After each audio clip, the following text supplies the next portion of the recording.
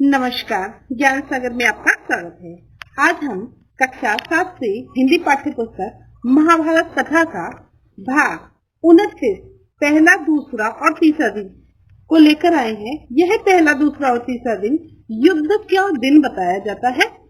इससे पहले हमने भाग 28 में पांडवों और कौरवों की सेना में जो सेनापति नियुक्त हुए थे उनके बारे में पढ़ा था।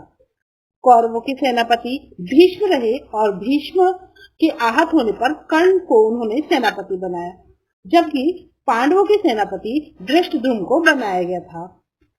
हम 29वां भाग शुरू करें इससे पहले हम उन व्यूअर्स को धन्यवाद देते हैं जिन्होंने हमारा चैनल सब्सक्राइब किया है, और जो नए हैं उनसे हम उम्मीद करते हैं कि वो हमारे चैनल पर आए हैं, हमारी वीडियो को पसंद करेंगे और हमारा चैनल सब्सक्राइब भी करेंगे। चलिए, इसी आशा के साथ हम अपना पाठ शुरू करते हैं। कौरवों की सेना के अग्रभाग पर प्राय दुशासन ही रहा करता था और पांडवों की सेना के आगे भीष्म थे। बाप ने बेटे को मारा, बेटे ने पिता के प्राण लिए, भांजे ने मामा का वध किया, मामा ने भांजे का काम तमाम किया।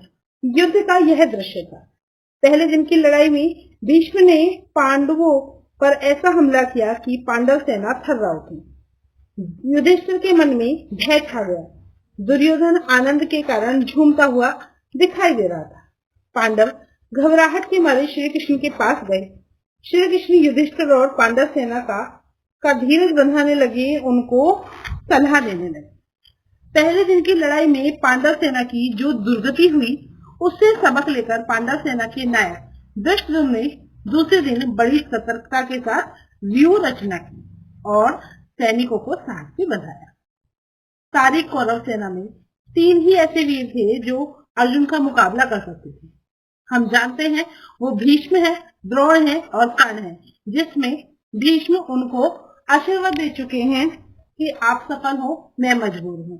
द्रोण तटस्थ रहना चाहते थे, लेकिन वे भी कर्तव्य के आगे मजबूर थे और कौरवों के साथ थे। कर्ण दुश्मनी रखते थे, लेकिन वो चाहते थे कि वो भी जानते थे कि अर्जुन को मुझे नहीं मारना है। सारे कौरव वीरों को अपना प्रतिरोध करते हुए देखकर अर्जुन ने अपना गंडीव हाथ में लेकर इस कुशलता से युद्ध किया कि कौरव सेना के सभी महारथी देखकर दंग रह गए। भीष्म ने अर्जुन पर जोरों से हमला किया। इस प्रकार अर्जुन और भीष्म के बीच बड़ी देर तक युद्ध होता रहा। फिर भी हार जीत का कोई निर्णय नहीं हो सका। एक ओर यह अद्भुत युद्ध हो रहा था तो दूसरी ओर द्रुपद का पुत्र धृष्टद्युम्न, जो द्रोणाचार्य का जन्म से ही बैरी था, आचार्य के साथ युद्ध कर था। सत्यकी द्वारा छोड़े गए एक बाण ने भीष्म के सारथी को मार दिया। सारथी के गिर जाने पर घोड़े हवा से बात करते हुए अत्यंत वेग से भाग खड़े हुए। इससे कौरव सेना में बड़ी तबाही मची। सब कौरव वीर पश्चिम की ओर देख देख कर यह मानने लगे कि कब सूर्यास्त होगा, कब युद्ध बंद होगा, ताकि इस तबाही से मुक्ति मिल जाए। सूर्यास्त हुआ, संध्या हुई, युद्ध बंद हो गया। अगले दिन की लड़ाई के बाद पांडवों में जो आतंक छाया हुआ था वह दूसरे दिन के युद्ध के अंत में कौरवों के मन पे छा गया, यानी कि उन्होंने पलटवार किया पांडवों ने और कौरवों को उन्होंने हरा दिया। दूसरे दिन का यह निर्णय रहा।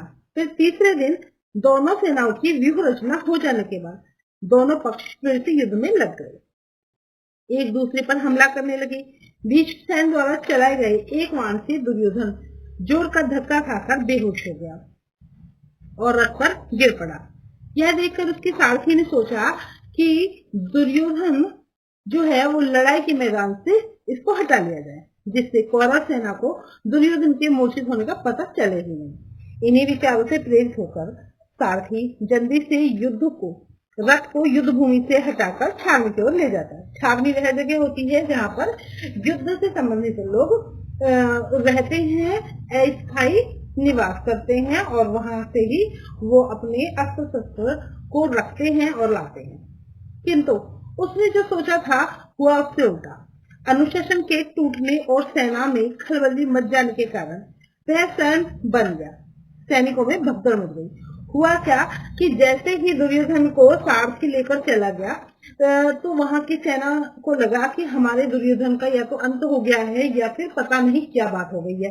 इस जो असमंजस में जो सैनिक थे वो समझ नहीं पाए और उनमें भगदड़ मच गई कि अगर सेना को नेतृत्व करने वाला नहीं होता है तो सैनिक समझ नहीं पाते कि उन्हें किस तरह अब कार्य करना है।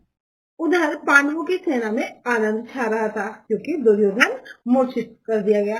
दिन के पहले भाग में उन्होंने कौरव सेना पर जिस प्रकार हमला करके उसे तितर बितर किया था, इधर उधर कर दिया था, उन्हें इस बात की आशा न थी कि भीष्म इस बिखरी हुई सेना को फिर से इकट्ठा करके उन पर टूटेंगे।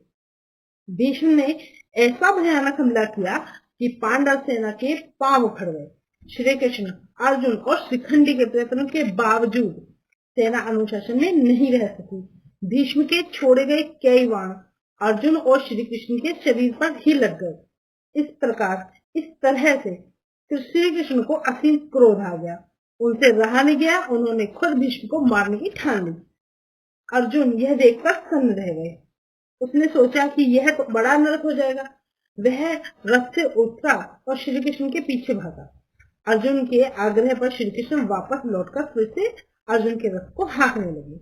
श्री कृष्ण के इस कार्य से अर्जुन उत्तेजित तो हो गए और कौरव सेना पर वह वज्र के समान गिरे। वज्र के समान गिरना मतलब जैसे बिजली टूट पड़ना या फिर एक भयानक तरीके से उन पर आक्रमण कर देना।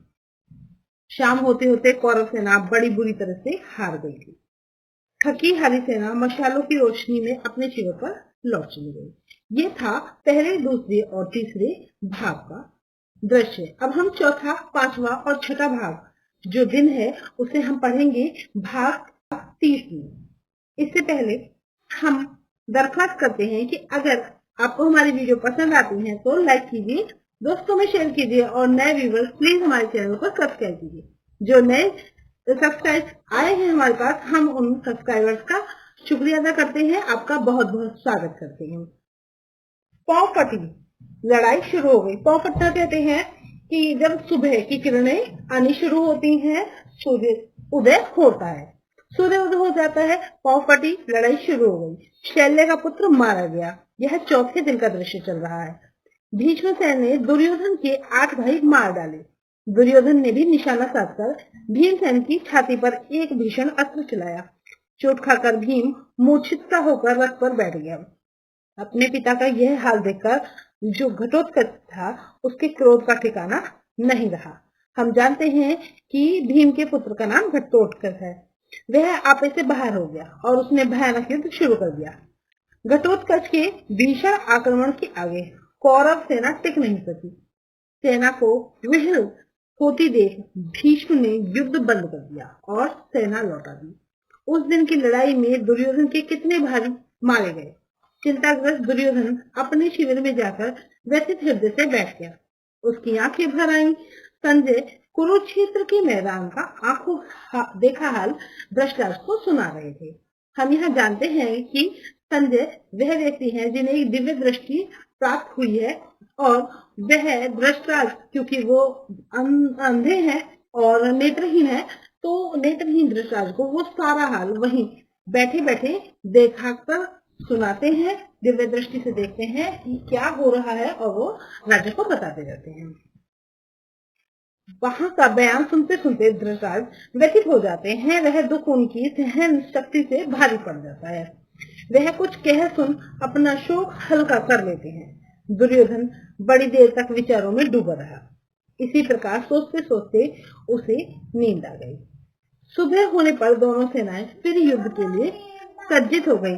लड़ाई शुरू हो गई।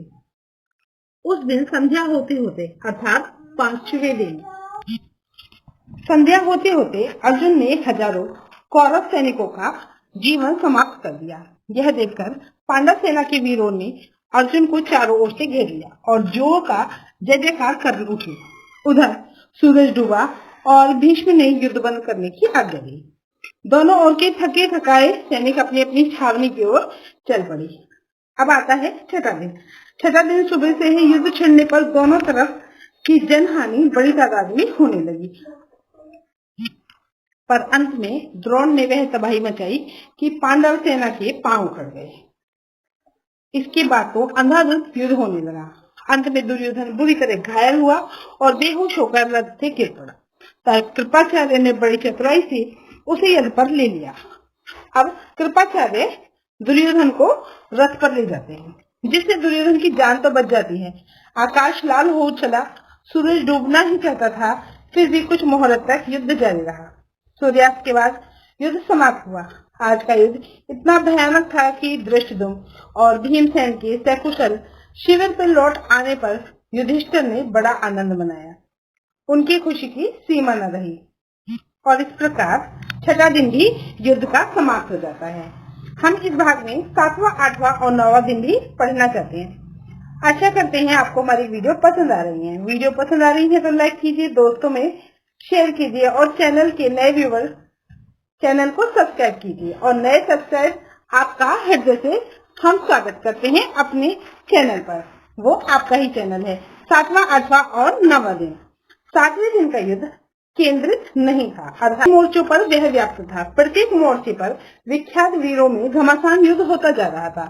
एक मोर्चे पर अर्जुन के विरुद्ध स्वयं भीष्म डटे हुए थे। एक स्थान पर द्रोणाचार्य और विराटराज में भीषण युद्ध हो रहा था। एक अन्य मोर्चे पर शिखंडी और अश्वत्थामा में लड़ाई हो रही थी। एक स्थान पर धृष्टद्युम्न और दुर्योधन युद्धरत थे। एक और नकुल और सहदेव अपने मामा शल्य पर बाण बरसा रहे थे। दूसरी ओर अवंती के दोनों राजा युद्धमन्यों से लड़ते दिखाई दे रहे थे। एक मोर्चे पर दुर्योधन के 4 भाइयों की अकेली भीमसेन खबर ले रहा था, तो दूसरे मोर्चे पर घटोत्कच और भगदत्त ने भयानक युद्ध छिड़ा हुआ था। एक और मोर्चे पर अलुम्पक और सत्यकी की टक्कर थी। युधिष्ठिर का सत्साइयों के साथ द्वंद हो रहा था, जबकि कृपाचार्य और चिकितान एक अन्य मोर्चे पर लड़ रहे थे। द्रोणाचार्य के साथ लड़ाई में विराट को हार खानी पड़ी। विराट कुमार उत्तर और श्वेत पहले ही दिन की लड़ाई में काम आ चुके थे। 7वें दिन के युद्ध में तीसरे कुमार शंख ने पिता के सामने देखते देखते प्राण त्याग दिए, किंतु यह युद्ध अधिक देर तक नहीं चला। सूर्य अस्त होने लगा, युद्ध बंद हो गया। 8वें दिन का युद्ध शुरू हुआ तो पहले ही धावे में भीमसेन ने धृतराष्ट्र के 8 बेटों का वध कर दिया। एक ऐसी घटना हुई जिससे अर्जुन शोक विहल हो उठे। उसका लाडला, साहसी और वीर बेटा इरावान, जो एक नाग कन्या से पैदा हुआ था, उस दिन खेत रहा मुहावरा है, अर्थात मृत्यु को प्राप्त हुआ। इधर भीमसेन के पुत्र घटोत्कच ने जब देखा कि इरावान मारा गया तो उसने इतनी जोर से गर्जना की जिससे सारी सेना थर्रा उठी। उसके बाद वह कौरव सेना पर टूट पड़ा और घोर प्रलय मचाने लगा। युधिष्ठिर को लगा कि घटोत्कच पर कोई आफत आ गई।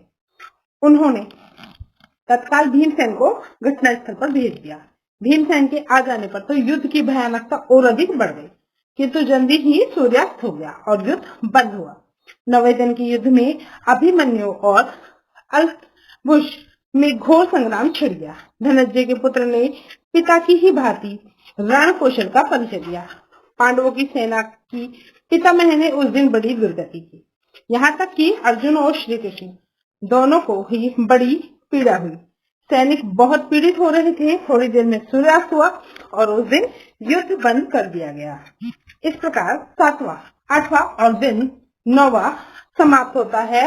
युद्ध में कई वीर और कई महापुरुष मारे जाते हैं। बच्चों भी शहीद हो गए, जिसमें इरावान भी शहीद हो गया है। चलिए आज हम इतना ही करेंगे। अगला भाग जब भीष्म शरशय्या पर जाते हैं वो हम वीडियो के अगले भाग में लेंगे। आशा करते हैं आपको हमारी वीडियो पसंद आ रही है। तो लाइक कीजिए, दोस्तों में शेयर कीजिए और चैनल पर नए हैं तो चैनल को सब्सक्राइब कीजिए। आज के लिए इतना ही। बने रहिए ज्ञान सागर में। धन्यवाद।